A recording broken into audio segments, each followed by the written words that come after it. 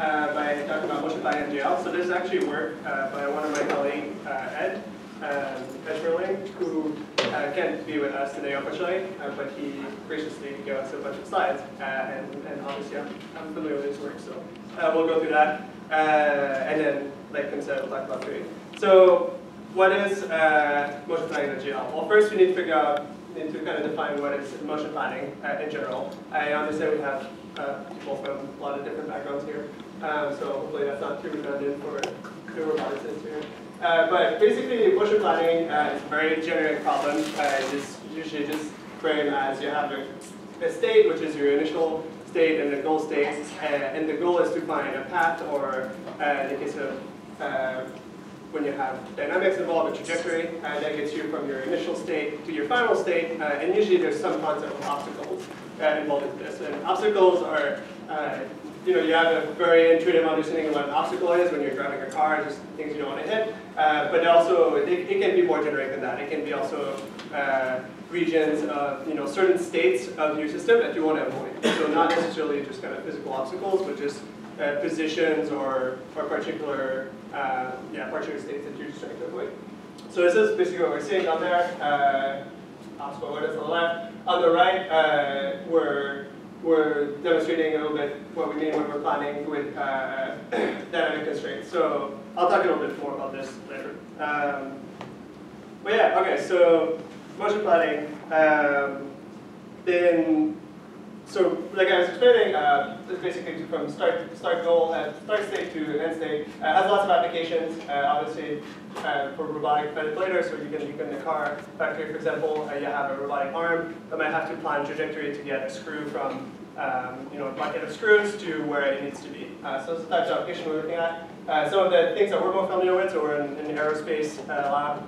We do motion planning, for example, for quad rotors. So it's basically how do you get a quad rotor or a fixed wing plane from one state to another one, so from a start location to an end location. And for all the people here that are from the car industry, obviously the cars is another one. So one thing that makes these problems a little more complicated, so then kind of your typical just joining your, drawing a straight line from your start to your goal while not touching any obstacles, is that a lot of times the kind of interesting problems have dynamic constraints. So what dynamic constraints means, it just means that the system that you're doing some planning for can only move in certain ways. So for your car, for example, what you can think of it as is if you're driving your car, you can't just go kind of straight left right away. You have to actually go forward and turn your wheels, right? You can't just kind of skid sideways and go in any direction that you want. So that's what we mean by planning with dynamic constraint, is we have a system and we're planning with respecting the way that this system can actually move. And that type of planning is usually referred as kinodynamic planning. And that's kind of specifically what we'll talk about with MotionPlanning.jl. So there's lots of ways of doing motion planning. There's some of them that we'll talk about when I'll discuss Drake in a little bit. But a big one is sampling-based motion planning. So a sampling-based motion planning basically involves looking at our planning problem as a search problem. So instead of thinking about continuous space, what often you end up doing is, for example, discretizing your state space and then running a good old Dijkstra or any kind of search algorithm on it. But there's more sophisticated ways of looking at it from a search way, which is the sampling-based. So basically, what the sampling-based planning method requires is for you to have a way of looking at your state space. It requires you to have a way of knowing which state in your state space is connected to other states, and also a way of doing collision checking. And so that's basically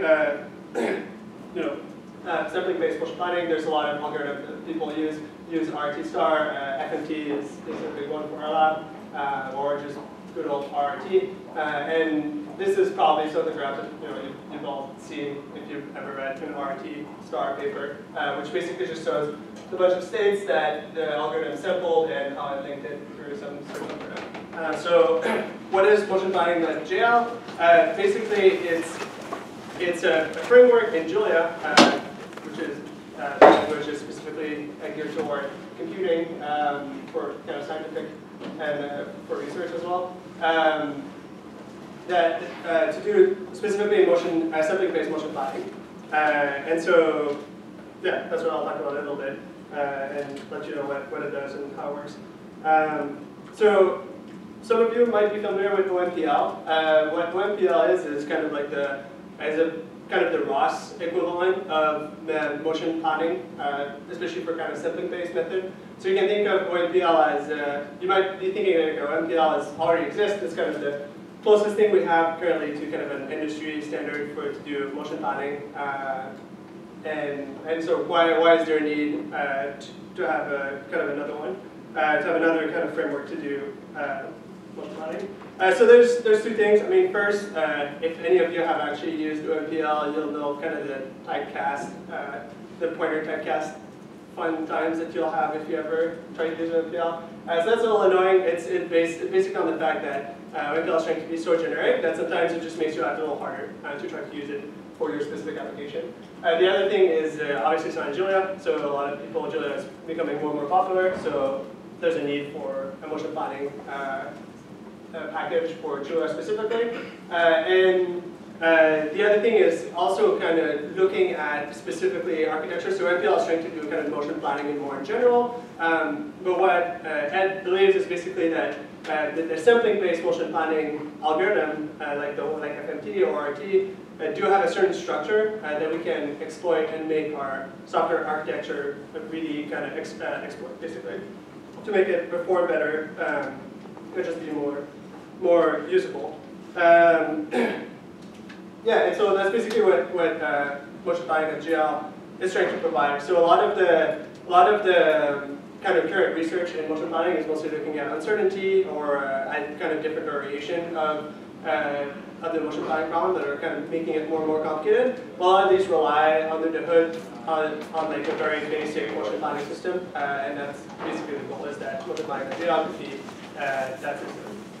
And I will, yeah, so the idea between MotionPlanning.jl is to split up the problem into kind of whatever their redundant component is, which is in every time you're developing a motion planning algorithm, you'll have a way, so initial state, like I was saying, a state space, which is kind of a description of how, in the case of your car, how your car can move, or how your car can move. Collision checker, which basically just checks yes or no whether you're hitting an obstacle, either between two samples or at a sample, and then a goal, and a way of taking samples of your state space so that you can do a search. So because we can break down basically every simple sampling-based planning problem into kind of those structures, then it's possible to write kind of very generic motion planner, which is what MotionPlanning.jl is. I'll just show you a couple of examples real quick. So obviously Julia means Jupyter notebooks.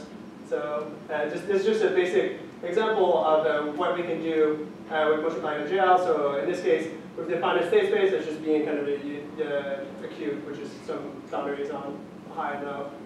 Initial state, final state, a basic collision, so basic obstacles, which is these obstacles. And so collision checker is basically yes, no on whether you're inside that obstacle or not. And then we can easily get paths here. In orange are actually the smoothest version of those paths. And in blue is the actual one that comes out of MotionPlanning.jl. And to get the smoothed path, you guys will learn about this when I talk about strings in 5 minutes. And then obviously what Ed is really trying to focus on is okay, those kind of geometric planning problems are kind of easy to solve in a way. But what is interesting is when we have differential constraints, this is what it is. In this case, you kind of have a Dubin's car, which is a little bit more like a real car, and you're doing motion planning. And to show you a little bit the kind of the power of breaking down your problems in this kind of very reusable structure, this is an example of what I was able to do by just kind of applying motion, by basically just having to implement the dynamics of the airplane. So by just having very simple dynamics of the airplane and then just using the right breakdown of the different components, then you can easily get very complex trajectories of this stuff.